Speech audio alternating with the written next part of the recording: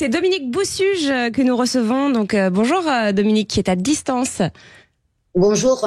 Alors vous êtes présidente de l'Institut international des experts, présidente des experts Vauban, pathologiste, expert technique et scientifique en ouvrage bâti national et international. Vous êtes spécialiste de la sauvegarde du patrimoine et expert en risques majeurs et risques bâtimentaires. Plein de casquettes. Alors première question pour vous Dominique, quel est l'état du bâti, l'état de nos immeubles aujourd'hui en France ? Alors, déjà, le logement devrait trôner tout en haut des politiques publiques. En tout cas, je le pense parce que c'est le principal poste des Français. Et il suffit de parcourir les rues des centres-villes pour observer l'état de nos bâtis. Et vous allez voir qu'ils sont vraiment en souffrance. On a attendu pour porter une attention particulière à son état. On a attendu pour faire des travaux, pour l'entretenir.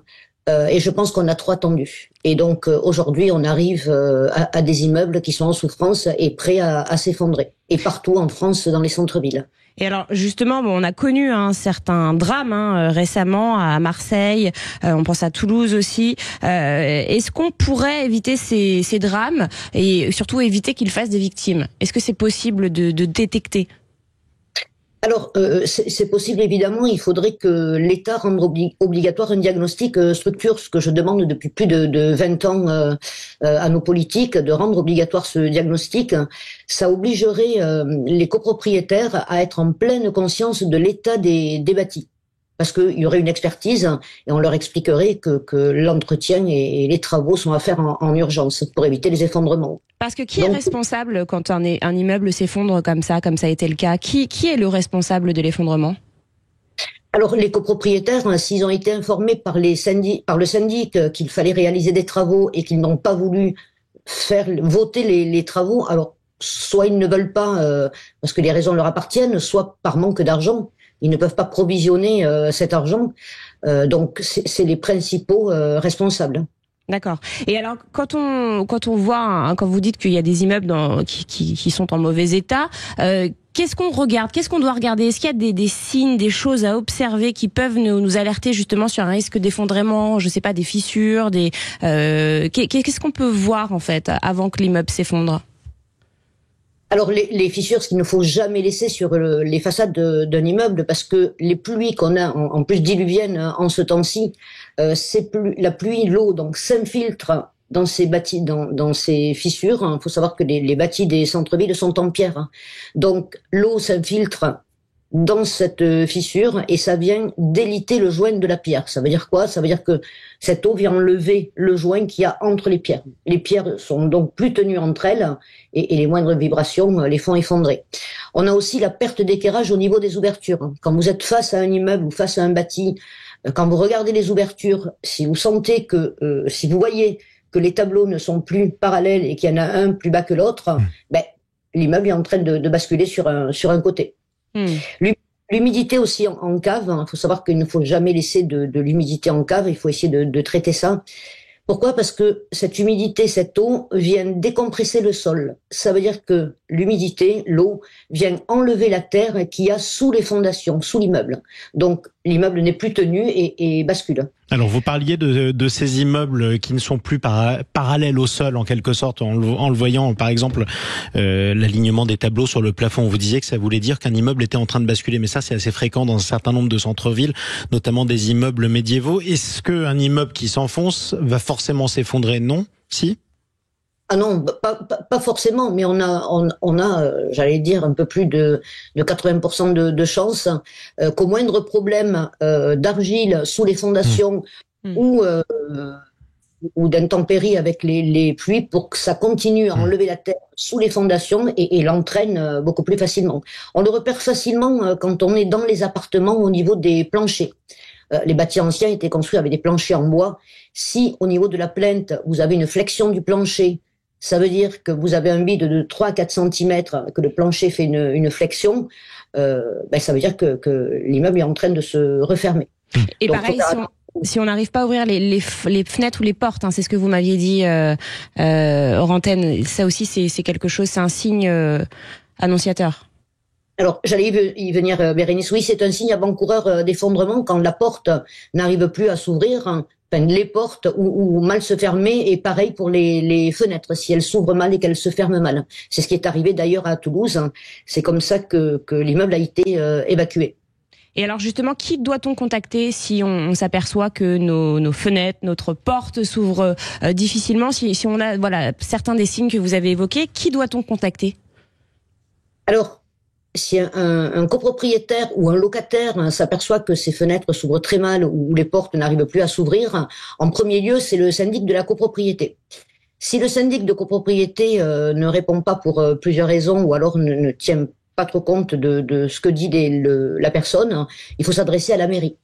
Voilà, appeler la mairie pour les informer, pour qu'ils puissent passer, pour contrôler si l'immeuble a encore une bonne stabilité.